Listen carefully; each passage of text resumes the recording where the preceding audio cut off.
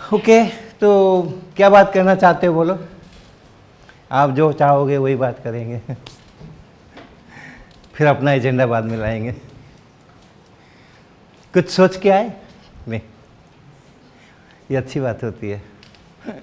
कुछ सोच करके आते हैं ना तो बंध जाते हैं, बिना सोचे आते हैं तो कुछ भी कर सकते हैं, है ना। तो अमित जी ने बोला था कल मुझे कि थोड़ा रेनबो के बारे में बात करने के लिए करूं। देखा है रेनबो कैसा होता है? कैसा होता है? कलरफुल होता है। ओके, और हाँ, ब्यूटीफुल होता है। अच्छा, कलरफुल होता है और ब्यूटीफुल भी होता है ना। सभी कलरफुल चीज़ें ब्यूटीफुल होती हैं क्या, या नहीं होती हैं? नहीं भी होती हैं, हो सकती है ना। तो ये वाला जो है वो कलरफुल है, साथ में ब्यूटीफुल भी है। अच्छा, और बताओ। सेमी सर्कुलर है। गुड, सेमी सर्कुलर है, या उससे छोटा भी है? सेमी सर्कल तो पूरा, हाँ। उससे छोटा भी अक्सर उससे छोटा ही दिखता है। हाँ, कभी कभी बड़ा दिख सकता है। अच्छा, और हाँ जी, ओके ओके। एक आर्क होता है, एक मोटा सा आर्क होता है, उसके ऊपर कुछ नहीं आसमान, नीचे कुछ नहीं आसमान, खाली उतनी दूर के अंदर में कलर्स होते हैं। It is circular in shape. Right right right, वही बताया ना उन्होंने कि सर्कुलर आर्क की तरह होता है वो। हाँ, साधारणतः सेमी सर्कल से छोटा ही होता है। वो देखो लग गया। अब तो डिस्क्राइब कर सकते हैं ना, अब तो सामने है। क्या क्या और बता सकते हो? कलरफुल है, ब्यूटीफुल है, सर्कुलर शेप है, और एक बैंड जैसा है, उसके ऊपर कुछ नहीं है, नीचे कुछ नहीं है, आसमान है, आसमान है। और बताओ। वाइट लाइट स्प्लिट हो गई है। अच्छा, हाँ, और क्या क्या दिख रहा है?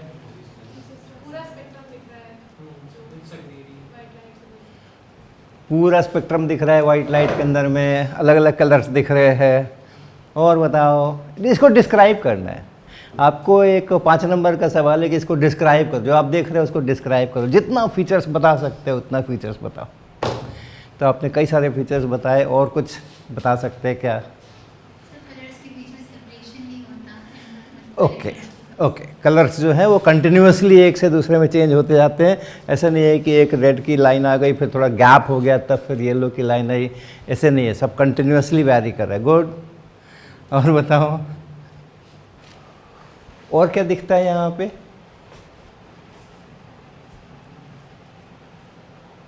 यहाँ कुछ दिख रहा है क्या? यहाँ कुछ दिखता है क्या? ये भी बंद करना, ये भी बंद करना। यहाँ कुछ दिख रहा है क्या? यहाँ कुछ कलर्स दिख रहे हैं यहाँ पे, और इस साइड में यहाँ पे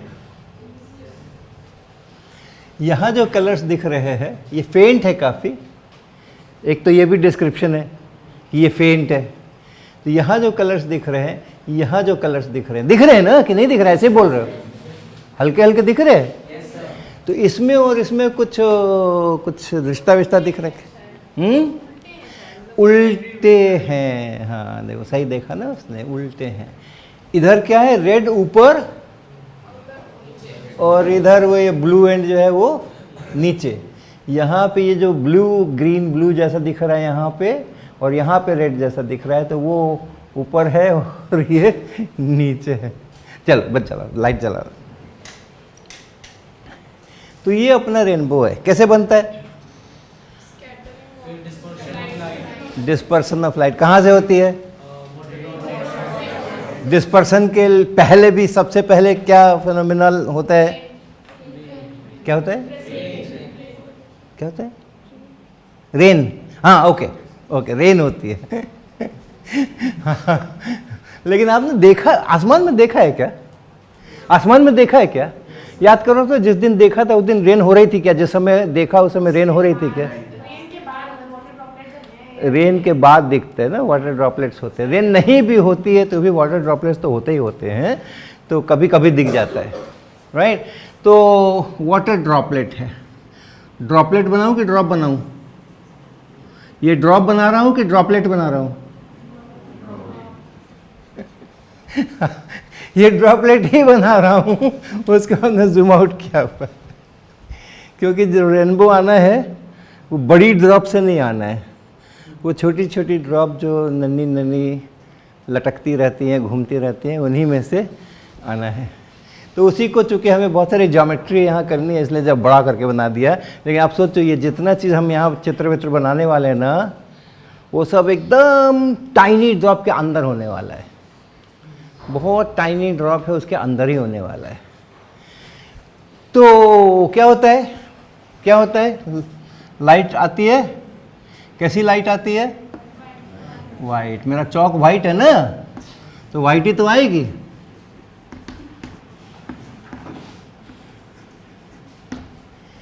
आने के बाद क्या करती है? ज़्यादा ही टेढ़ा कर दिया हमने।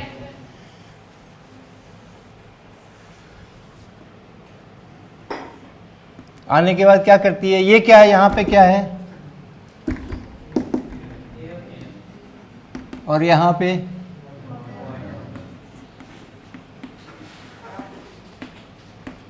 है ना। तब लाइट जो आई इस सरफेस पे आई, अब क्या हो गया? इसको क्या दिखाई पड़ा? मीडियम चेंज हो गया। हवा में चल रही थी और अब आ गई पानी में। तो क्या होना चाहिए? अब रिफ्रैक्शन होना चाहिए, यानी बेंड हो जाना चाहिए, लाइट को बेंड हो जाना चाहिए, है ना। ओके, तो हम लोग जब रिफ्रैक्शन पढ़ते हैं ना, तो ऐसा प्लेन बनाते हैं पहले, और इधर में एक मीडियम रखते हैं, इधर में दूसरा मीडियम रखते हैं, और फिर लाइट ऐसे डालते हैं, और फिर आगे दूसरी अंदर वाली लाइट बताने के लिए क्या करते हैं? क्या करते हैं? अब ये इसके अंदर जो लाइट जाने वाली है, तो वो कहाँ कितने एंगल पे जाएगी, कैसे बेंड करेगी, इसके लिए हमें क्या करना पड़ता है? ऑप्टिकल डेंसिटी पता करनी होती है। ऑप्टिकल डेंसिटी या रिफ्रैक्टिव इंडेक्स? ऑप्टिकल डेंसिटी को नापते हैं क्या? डेंसिटी को नापते हैं ना, क्या यूनिट होती है? डेंसिटी, पानी की डेंसिटी कितनी? 1। पानी की डेंसिटी 1। बताओ बताओ बताओ। 1 क्या? 1 क्या? पानी की डेंसिटी। अच्छा, डेंसिटी कहते हैं इसको है। डेंसिटी का क्या इक्वेशन होता है, क्या डेफिनेशन होता है? Mass divided by volume.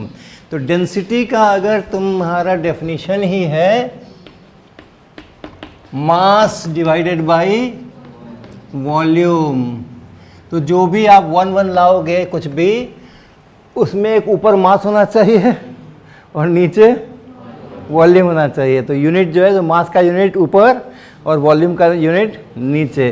तो क्या लिखूं? मास का यूनिट क्या लिखूं? केजी लिखूं? हाँ, ग्राम लिखूं? केजी लिखूं? और वॉल्यूम का क्या लिखूं? मीटर क्यूब लिखूं? पानी की जगह अगर तेल होता, पानी की जगह अगर मरकरी होता, पानी की जगह अगर सॉलिड होता, सॉइल होती, मिट्टी होती, तब भी तो डेफिनेशन तो यही रहता ना डेंसिटी का। तो फिर तो हम केजी ही लिखवाते वहाँ भी, मीटर क्यूब लिखवाते ही वहाँ भी, लेकिन फ़र्क तो होना चाहिए। पानी की डेंसिटी में, मिट्टी की डेंसिटी में, मरकरी की डेंसिटी में फ़र्क तो होना चाहिए ना। तो कहाँ फ़र्क करेंगे? ये तो मास है तो केजी में तो लिखना ही पड़ेगा, वॉल्यूम है तो वॉल्यूम का तो कुछ लिखना ही पड़ेगा यहाँ वॉल्यूम। तो पानी में और मरकरी में और मिट्टी में और हवा में जब डेंसिटी लिखने जाएंगे तो फ़र्क कहाँ आएगा? ये जो 1 लिखा है ना, तो किसी के लिए 1 आएगा, किसी के लिए 2 आएगा, किसी के लिए 10 आएगा, किसी के लिए 1000 आएगा, किसी के लिए 0.1 आएगा, तो वहाँ पे परिवर्तन आना है। तो पता नहीं है ये 1 ठीक है कि नहीं, क्योंकि अलग अलग मटेरियल के लिए तो ये वाला बदलता रहेगा ना। तो हो सकता है किसी के लिए 1 होता हो, लेकिन पानी ही के लिए 1 होता है क्या? हाँ? 1 kg पानी, 1 kg वाटर, उसको रखने के लिए कितना वॉल्यूम चाहिए? 1 मीटर क्यूब चाहिए क्या? चाहिए ना। 1 मीटर यहाँ से कहाँ तक का होगा? 1 मीटर यहाँ से लेके कहाँ तक का 1 मीटर होगा? बताना, अंदाज़ा बताओ। यहाँ तक ये 1 मीटर है, ये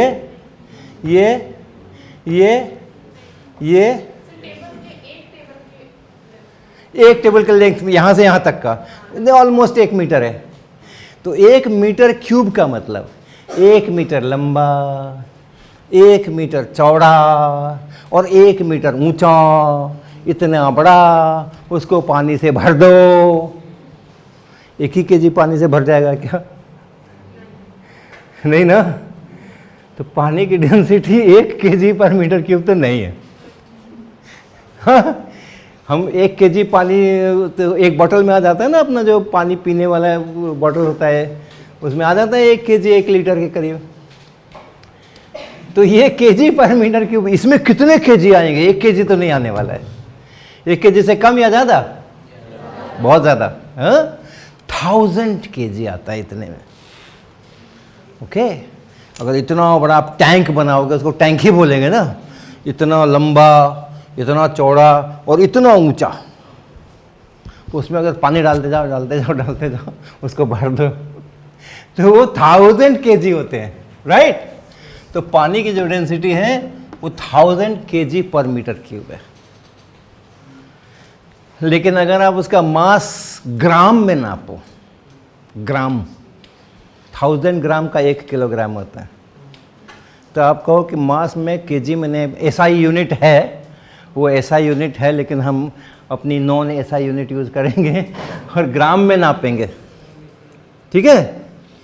और वॉल्यूम जो है वो 1 मीटर का क्यूब नहीं बनाएंगे, 1 सेंटीमीटर का क्यूब बनाएंगे। 1 सेंटीमीटर कितना होता है? 1 सेंटीमीटर से बड़ा है कि छोटा? कितना बड़ा? 1000 गुना? नहीं ना, थोड़ा सा बड़ा। हाँ, तो 1 सेंटीमीटर जो है वो कुछ ऐसा होता होगा, कुछ ऐसा होता होगा, लंबा, इतना ही लंबा, इतना ही चौड़ा और इतना ही ऊंचा। इतना छोटा सा वॉल्यूम लेंगे ना, तो उसमें 1 ग्राम पानी अटेगा। 1000 ग्राम का 1 kg होता है, याद रखना। 1 ग्राम अटने के लिए इतना काफ़ी है। तो हम पानी की डेंसिटी ऐसे भी लिखते हैं 1 ग्राम पर सेंटीमीटर क्यूब। इसी को मिलीलीटर भी कहते हैं। सेंटीमीटर क्यूब जो है वो मिलीलीटर भी कहलाता है, क्योंकि 1000 सेंटीमीटर क्यूब करोगे तो 1 लीटर बन जाएगा, है ना। तो 1 kg पर लीटर भी कह सकते थे पानी की डेंसिटी। 1 लीटर का वॉल्यूम अगर बनाएंगे 1000 सेंटीमीटर क्यूब का, तो उसमें 1 kg पानी आएगा। तो 1 kg पर लीटर, ये भी पानी की डेंसिटी बता सकते हैं। तो डेंसिटी तो बता दी हमने। अब पानी की ऑप्टिकल डेंसिटी भी नापते हैं क्या? उसमें भी कुछ करते हैं क्या? कुछ ऊपर कुछ नीचे, जैसे यहाँ ऊपर मास नीचे वॉल्यूम किया तो हमें डेंसिटी, जिसको डेंसिटी बोलते हैं, वो मिली। ऑप्टिकल डेंसिटी क्या होती है? उसमें क्या करेंगे? ऊपर से नीचे में क्या करेंगे? क्या ऊपर क्या नीचे, और यूनिट क्या होगी?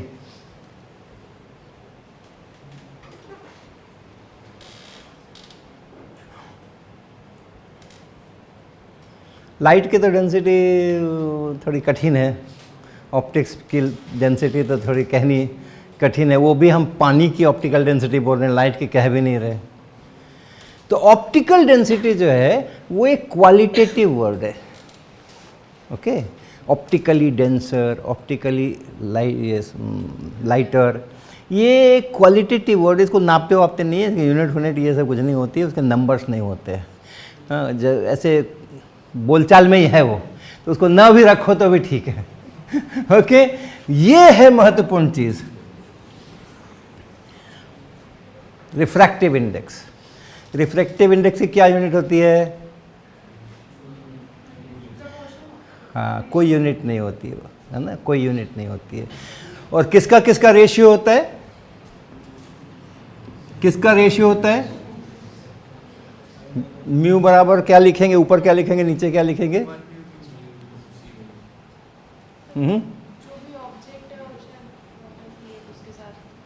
ओके। जो रिफ्रैक्टिव इंडेक्स है वो सबसे पहले तो रिफ्रैक्टिव इंडेक्स किसी एक, हम कहते हैं मीडियम का होता है, मटेरियल जिसमें हवा चल सके, जिसमें रोशनी चल सके, ट्रांसपेरेंट। कोई भी ऑब्जेक्ट, शीशे का, ग्लास का कुछ ऑब्जेक्ट बना हुआ है, पानी है उसमें से भी चल सकती है, क्लीन प्लास्टिक है उसमें से भी रोशनी चल सकती है।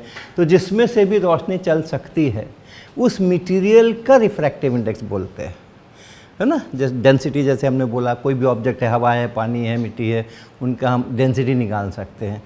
रिफ्रैक्टिव इंडेक्स के लिए हमें ट्रांसपेरेंट मटेरियल चाहिए। ट्रांसपेरेंट मटेरियल की रिफ्रैक्टिव इंडेक्स हम लोग उसकी बात करेंगे। तो ऊपर में है यहाँ पे सी लिखते हैं, ए नहीं लिखते, बी नहीं लिखते, सीधा सी लिख देते हैं। और उसके बाद डी से लेकर के यू तक स्किप कर जाते हैं और सीधा वी लिखते हैं यहाँ पे। हाँ, ये है, ये जो म्यू लिखते हैं, refractive index of the material, जो बोलते हैं हम, पानी का रिफ्रैक्टिव इंडेक्स, हवा का रिफ्रैक्टिव इंडेक्स, शीशे का रिफ्रैक्टिव इंडेक्स, प्लास्टिक का रिफ्रैक्टिव इंडेक्स, ग्लिसरीन का रिफ्रैक्टिव इंडेक्स, एसीटोन का रिफ्रैक्टिव इंडेक्स, वेजिटेबल ऑयल का रिफ्रैक्टिव इंडेक्स, जिसमें भी रोशनी चल सकती है। ओके, और वो लिखते हैं C/V। और ये C किसके लिए लिखा जा रहा है? Speed of light. किसमें? वैक्यूम में। और वैक्यूम में और हवा में ज़्यादा फर्क होता नहीं है, तो इसको हवा भी कह दो तो कोई दिक्कत नहीं है। जितने स्पीड से वो वैक्यूम में चलती है, हवा में भी चलने में लगभग उतना ही स्पीड उसकी होती है, थोड़ी सी कम, बहुत कम, हल्की सी कम होती है। तो अक्सर उसको हम लोग हवा का ही लेते हैं। और ये क्या है? हाँ, कि कौन सा मीडियम? कौन सा मीडियम? जिसका रिफ्रैक्टिव इंडेक्स आपको चाहिए।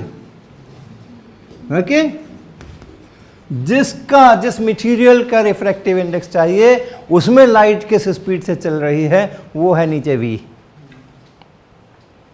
और जब भी लाइट हवा से किसी मटेरियल में घुसती है, ट्रांसपेरेंट मटेरियल में, तो ट्रांसपेरेंट मटेरियल में उसकी स्पीड डाउन हो जाती है। हवा में या वैक्यूम में जितनी स्पीड है, जब पानी में घुसेगी तो क्या हो जाएगी?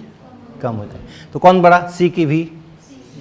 C बड़ा ना। तो C/V, एक से बड़ा कि छोटा कि बराबर? एक से। सभी चीज़ों के रिफ्रैक्टिव इंडेक्स, सभी मटेरियल्स के रिफ्रैक्टिव इंडेक्स हमेशा एक से बड़े होते हैं। हाँ? हमेशा एक से बड़े होते हैं।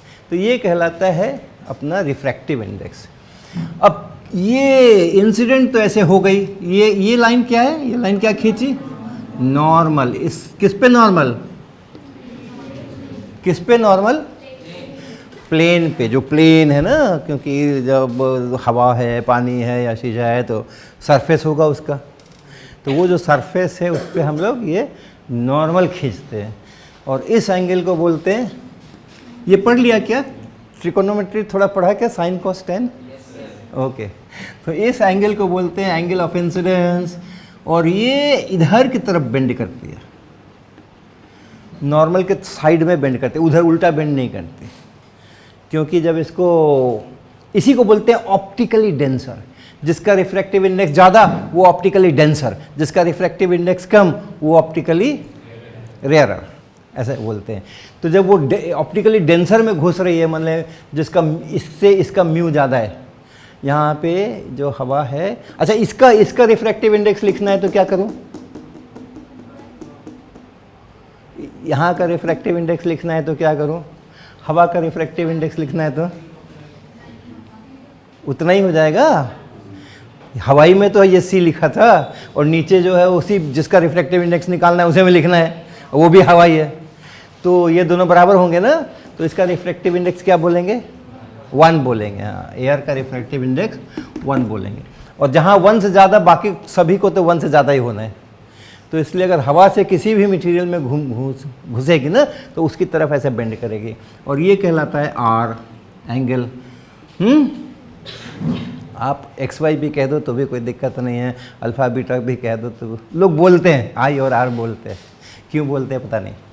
Angle of incidence, angle of refraction, तो इंसिडेंस का आई उठाए हैं और रिफ्रैक्शन का आर उठाए हैं, और तब ये जो म्यू बराबर sine i by sine r ऐसा बोलते हैं। इसका क्या नाम है इस लॉ का?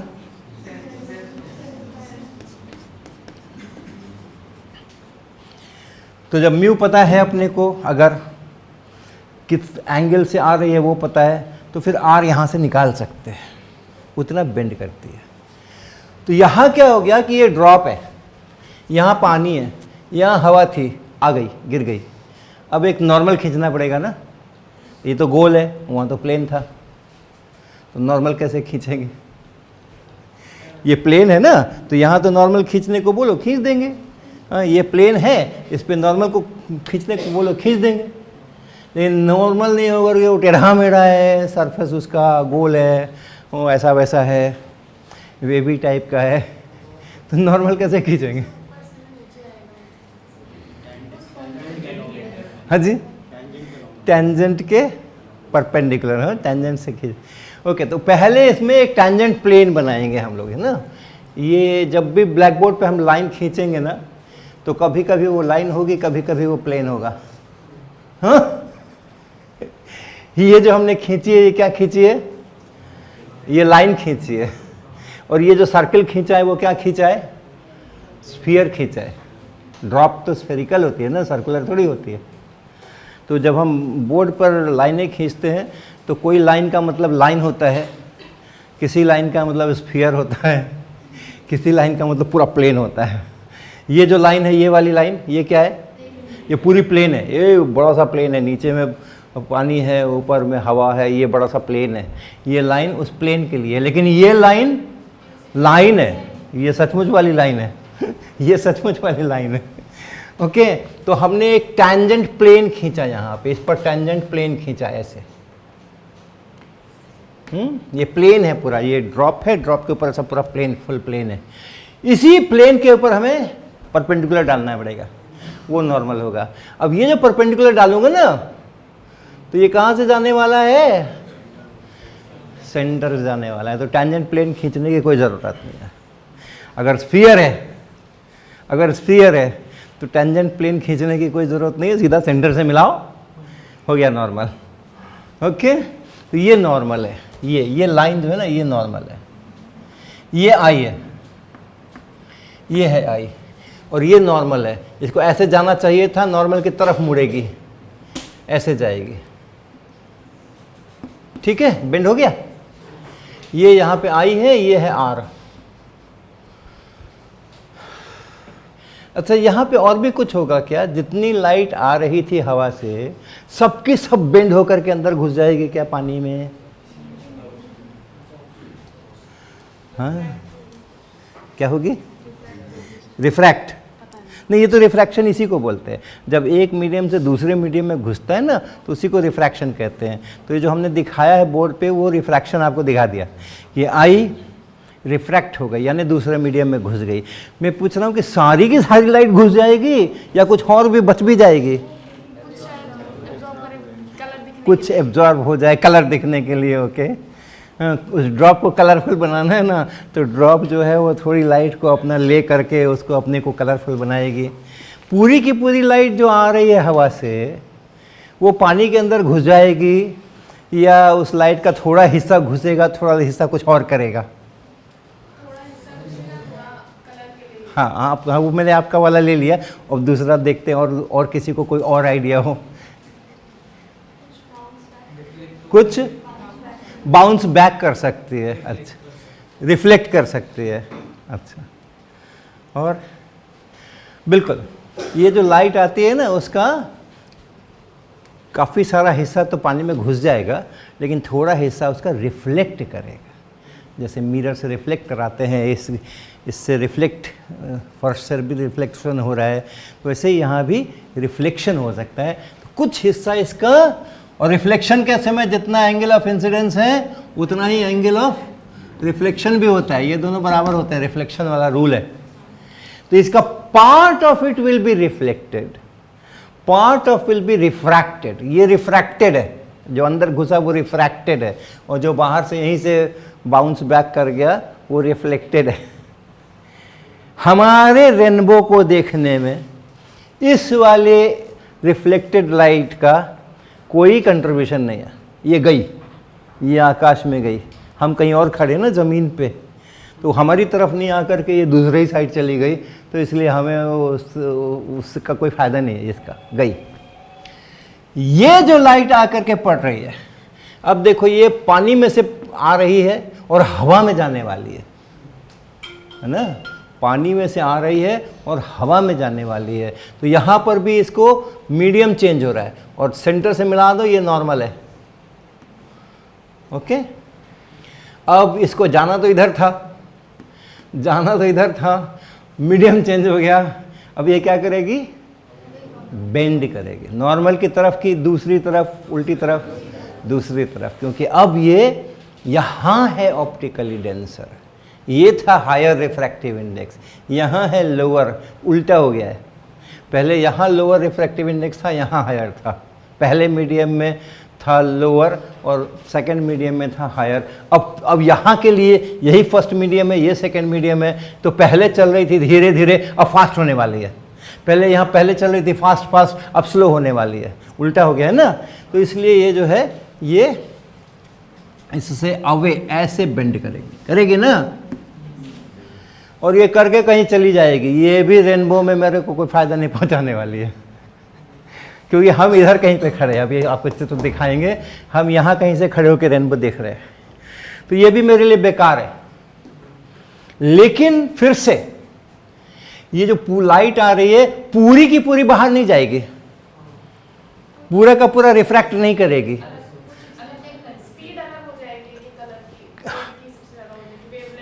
हाँ वो सब ठीक है, लेकिन ये जो बाहर निकल गई ना, ये मेरे किसी काम की नहीं है, तो मैं काहे को देखूं कि उसका क्या हो रहा है। ये मेरे किसी काम की नहीं है, इससे मैं नहीं देख रहा हूँ, मेरे आंख तक ये नहीं पहुँच रही है, ये भी नहीं पहुँच रही है, और ये भी नहीं पहुँच रही है, राइट। लेकिन जैसे यहाँ पे रिफ्रैक्शन के साथ में रिफ्लेक्शन भी हुआ था, यहाँ पर भी इस रिफ्रैक्शन के साथ में ये बाउंस बैक करने वाली है, और थोड़ा रिफ्लेक्शन होने वाला है, ये रिफ्लेक्शन होने वाला है। ओके, ये मेरे काम का है, ये मेरे काम का है, ये मेरे काम का है। इसको बोलते हैं इंटरनल रिफ्लेक्शन, अंदर ही अंदर रिफ्लेक्ट कर गया, लेकिन मुझे पता नहीं क्यों बोलते हैं, क्योंकि रिफ्लेक्ट तो जब भी करेगा, जब भी रिफ्लेक्ट करेगा तो जिधर से आया उधर ही तो रिफ्लेक्ट करेगा ना। तो यहाँ भी तो वही हो रहा है, जिधर से आया उधर से रिफ्लेक्ट किया, तो इसके लिए एक अलग से शब्द बनाया गया है इंटरनल रिफ्लेक्शन, जिसकी कोई ज़रूरत है नहीं। Okay, part of it is reflected, ये पार्ट यहाँ रिफ्लेक्ट किया, अब ये यहाँ पहुँची, अब यहाँ क्या होगा, फिर से एक तो इसको पानी से और हवा दिख रही है, स्पीड बढ़ रही है, तो बाहर निकलेगी अदर सेकंड मीडियम, इस मीडियम में हवा में ये लाइट बाहर निकलेगी, और इस बार जो निकलेगी वो ऐसे जाती, लेकिन अब ये किधर जाएगी, थोड़ा दूर हटते हुए, नॉर्मल से दूर हटते हुए, क्योंकि ये उल्टा चल रहा है, स्लो से फास्ट हो रहा है। यहाँ स्लो थी पानी में, अब हवा में निकल रही है फास्ट। तो जो हमारा ये वाला चित्र है इसका उल्टा हो रहा है ना, इसका उल्टा हो रहा है ना।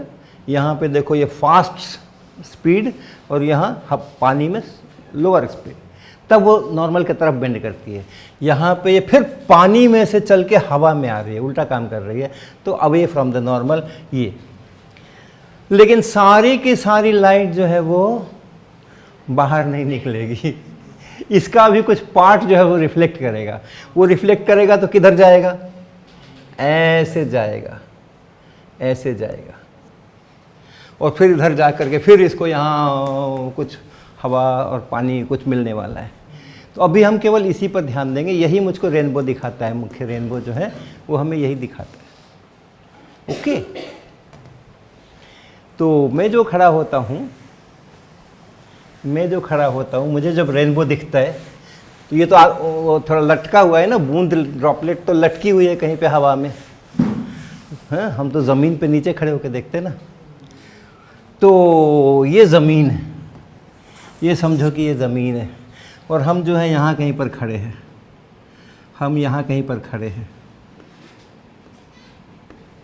ये हमारी आँख है, और ये आ करके लाइट जो है वो हमारी आँख में घुस रही है। ये आ करके ये लाइट जो है ये हमारी आँख में आके घुस रही है। इसी लाइट से हम रेनबो देखते हैं, मेन रेनबो जो था। ओके, अब ये जो स्पीड ऑफ लाइट है, अब आ रहे हैं हम डिस्पर्सन पे। आपने बोला डिस्पर्सन में क्या होता है? स्प्लिटिंग होती है। हाँ, तो स्प्लिटिंग क्यों हो जाती है? हर कलर की अलग अलग स्पीड होती है, क्योंकि देखा ना, म्यू जो है वो c/v है, राइट। तो एक ख़ास इंसिडेंस पे, एक आई पे आप ला के डालोगे तो स्पीड अगर लाल वाले की कम है, ब्लू वाले की ज़्यादा है, या ब्लू वाले की कम है, लाल वाले की अलग अलग स्पीड है, तो उसका रिफ्रैक्टिव इंडेक्स म्यू भी अलग अलग हो जाएगा। c/v, v अगर अलग अलग है, स्पीड अलग अलग है किसी मीडियम में, तो उसका रिफ्रैक्टिव इंडेक्स भी अलग अलग हो जाएगा। तो हर वेवलेंथ का अपना अपना रिफ्रैक्टिव इंडेक्स है, और वही डिसाइड करता है कि कितना बेंड करना है। वो sin i/sin r कितना होने वाला है वही डिसाइड करता है, c/v। तो डिफरेंट कलर्स जो हैं वो कम ज़्यादा डेविएट करते हैं। आए थे तो वाइट लाइट आई थी, सबको एक साथ आ रहे थे, लेकिन अब यहाँ पे जब मुड़ने का वक्त आया तो कोई ज़्यादा मुड़ गया, कोई कम मुड़ गया, तो इसलिए वो स्प्लिटिंग हो गई। उसी को कहते हैं हम लोग डिस्पर्सन। और जो वायलेट एंड है, ब्लू वायलेट, वो जो एंड है अपने स्पेक्ट्रम में, वो ज़्यादा मोड़ता है जब हवा से पानी में घुसते हैं, और दूसरे वाले जो हैं वो कम मोड़ते हैं। तो यहाँ हमने जैसे ये एक लाइन बनाई है, यहाँ एक लाइन नहीं है, यहाँ कई सारी लाइन है। किसी ने इतना मोड़ा है, किसी ने इससे थोड़ा ज़्यादा मोड़ा है, किसी ने इससे थोड़ा कम मोड़ा है, ऐसे करके वो लाइंस जो हैं वो। तो क्या होता है कि जो ये इसका एंगल, ये सब मुड़ने उड़ने के बाद, इंटरनल रिफ्लेक्शन ये सब होने के बाद, मैं इसके और इसके बीच का एंगल देख रहा हूँ, इसके बीच का, ये लाइन और ये लाइन। तो ये लाइन और ये लाइन के बीच का जो एंगल है वो रेड के लिए है 42 डिग्री और ब्लू के लिए है 40 डिग्री। लेकिन ये तो डिपेंड करता है कि ये लाइट आके पड़ी यहाँ पे कि यहाँ पे कि यहाँ पे कि यहाँ पे कि यहाँ पे। ये नंबर्स जो है वो फिक्स नहीं है।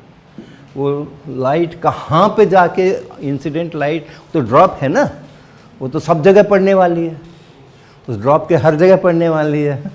तो किसी वाले के लिए 40 होगा तो किसी के लिए 38, एक ही कलर में, किसी के लिए 46, किसी के लिए 50, किसी के लिए 0।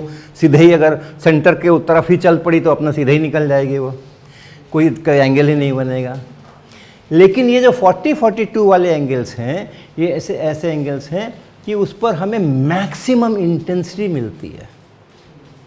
पाथ बहुत सारे हैं, लेकिन ये वाला जो पाथ है जिसके लिए कि ये 40-42 वाला है, उस समय में इंटेंसिटी जो आती है वो मैक्सिमम होती है। तो हम रेनबो देखते इसी वाले से है, नॉट दैट कि उसको इतने ही एंगल पे आना पड़ेगा, और सभी एंगल्स पे आ रही हैं, लेकिन उनकी इंटेंसिटीज कम है, हमें दिखती नहीं है। ओके, तो ये है।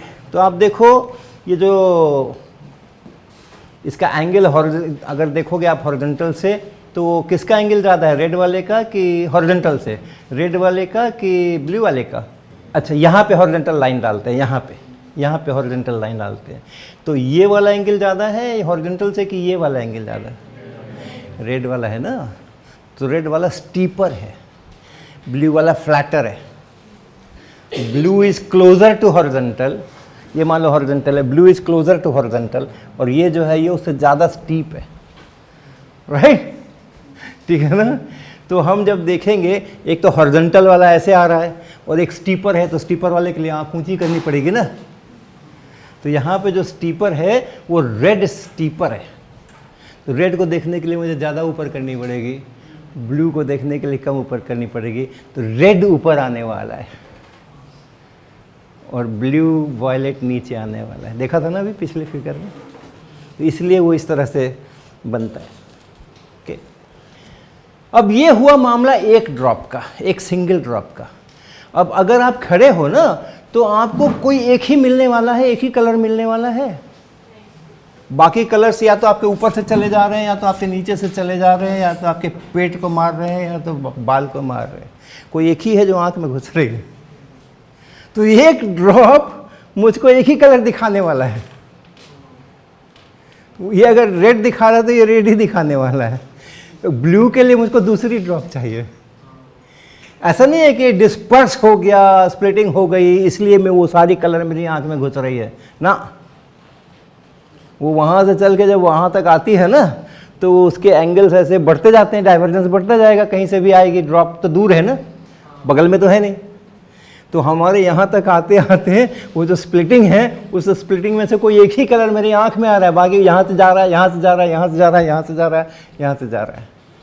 मुझे सारे कलर्स इसलिए दिखाई पड़ रहे हैं कि बहुत सारी ड्रॉप्स जो है ऊपर नीचे वाली, हाँ, वो कोई हमें अगर रेड दे रही है तो उसके नीचे वाली भी ब्लू दे रही है, बीच वाली येलो दे रही है, तो ऐसे करके हमें मिल रहा है। लेकिन हमें एक लाइन में मिलना चाहिए, सर्कल में क्यों मिल रहा है? सर्कल में मिल रहा है ना, तो सर्कल में क्यों मिल रहा है?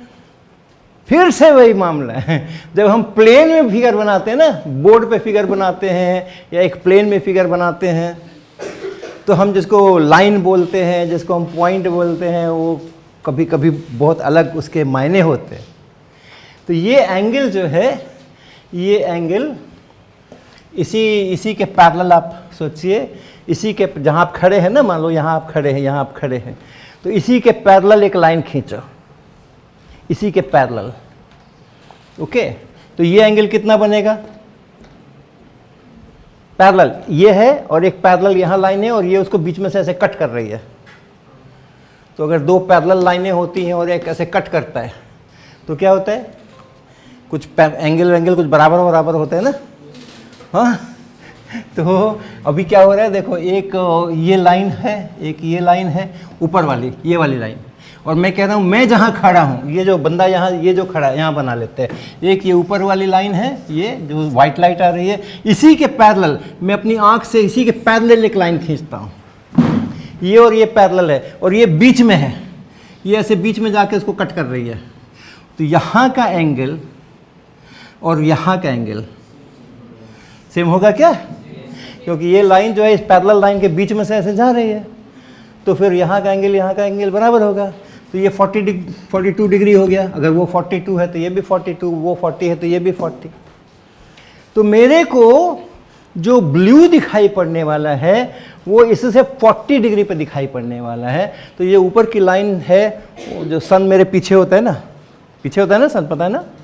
तो ये जो लाइन है सन से जो आकर के उस पर पड़ रही है, वो उसके पैरेलल मेरी आँख से जो लाइन है उससे 42 डिग्री पे मुझको ये मिलने वाला है रेड, और 40 डिग्री पे मुझको ये मिलने वाला है ब्लू, और बीच में बाकी मिलने वाले हैं। अब 42 डिग्री इधर भी है और 42 डिग्री इधर भी है और 42 डिग्री इधर भी है और 42 डिग्री इधर भी है। प्लेन में तो हम नहीं दिखा पाएंगे ना, प्लेन में तो एक ही दिखाएंगे, लेकिन पानी तो सब जगह पूरा ऐसा फैला हुआ है, सब जगह फैला हुआ है ना। मैं कह रहा हूँ कि वो जो लाइन है, वाइट लाइन वाली लाइन, उससे 40 डिग्री पर कौन सा ड्रॉप है वो मेरे काम का है। 40 डिग्री पर जो ड्रॉप है वहाँ से वो मेरे काम का है, वो मुझे ब्लू लाइट देने वाला है। लेकिन अगर एक लाइन है मेरे पास में, अगर मेरे पास में एक लाइन है, इसमें पानी भरा है क्या? हाँ, इसमें पानी भरा है। ओके, एक लाइन है मेरे पास में लंबी सी, एक ऐसे छड़ी है, और हम कहते हैं इससे 42 डिग्री के एंगल पर कौन सा ड्रॉप है। तो इससे 42 डिग्री इस लाइन से मैं इधर भी ऐसे ऐसे 42 बना सकता हूँ ना, और थोड़ा ऐसे करके चलूँगा तो यहाँ 42 बन सकता है क्या? ये 0 है, ये 0 है, हाँ ये देखो। अब इस लाइन से मुझे 42 डिग्री पर चलना है, तो 42 डिग्री पे में ये देखो ये 0 है और ये 42 डिग्री हो गया भाई, लेकिन ये 0 है और हम बढ़ा रहे हैं एंगल, 42 हो जाएगा ना कभी, इधर चलेंगे तो भी 42 हो जाएगा, इधर भी हम 42 जा सकते थे। इस लाइन से 42 बनाने के लिए तो हम इधर भी जा सकते हैं, इधर भी जा सकते हैं, इधर भी जा सकते हैं, 42 ही रहेगा। आपने वो खाया है वो जो वो चना या जो वो नवीन मार्केट में जाओ तो कागज़ का एक ऐसा कोन बना करके उसके अंदर में वो चने के फ्लेक्स देते ना खाने के लिए, तो ऐसा कोन बना है ना, तो यहाँ भी कोन बन रहा है। वो सेंट्रल लाइन से जितना इधर एंगल उतना इधर एंगल, उतना इधर एंगल, उतना उधर एंगल, उतना उधर एंगल। सर इसीलिए एयरप्लेन से वो पूरा सर्कुलर दिखता है। हाँ, वो मुझे तो आज तक दिखा नहीं, बहुत यात्रा की मैंने एयरप्लेन में लेकिन हाँ कहते तो हैं कि दिखता है। तो ये सारा ये सभी 42 डिग्री पे हैं। तो इधर वाले 42 वाला जो ड्रॉप है वो भी मुझे ब्लू भेज रहा है, 40 वाला, हाँ 40 वाला ब्लू भेज रहा है, और इधर नहीं, इससे इधर नहीं जा करके हम इससे ऐसे चले जाएं 42 डिग्री, ऐसे चले जाएं।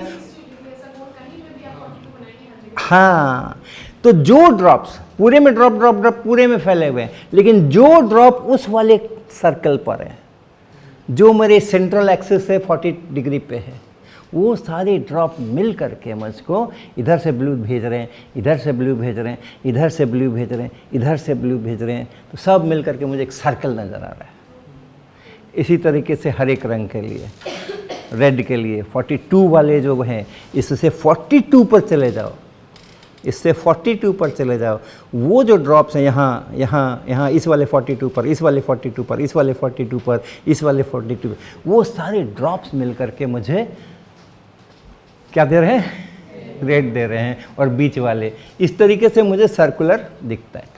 लेकिन अगर मैं यहाँ खड़ा होकर देख रहा हूँ रेनबो और वो वहाँ खड़े होकर देख रहे हैं, तो उनको अपना, मैं अपना 42 मेरी आंख से जो व्हाइट लाइन के पैरेलल है उस पर 42 बनाऊंगा ना, और वो वहाँ खड़े होकर देखेंगे तो वो अपनी आंख से जो व्हाइट लाइट के डायरेक्शन है उससे 42 बनाएंगे। तो यहाँ डिफरेंट सेट्स ऑफ ड्रॉप्स हैं और यहाँ डिफरेंट सेट्स ऑफ ड्रॉप्स हैं। तो चाहे 1000 लोग खड़े होकर, 100 लोग खड़े होकर के उस रेनबो को देख रहे हों, लेकिन हर आदमी अपना अपना रेनबो अलग अलग देख रहा है। प्रकृति ने हर देखने वाले के लिए एक अलग सेट ऑफ ड्रॉप्स बना के रखा हुआ है। ओके, तो जो जो जो रेनबो हम देख रहे हैं वही रेनबो मेरे बगल वाला नहीं देख रहा है। तो हम लोग सब अपना अपना रेनबो देखते हैं। ठीक है, चलो, बहुत प्यारी चीज़ है, खूब बढ़िया से इसका आगे अध्ययन करना।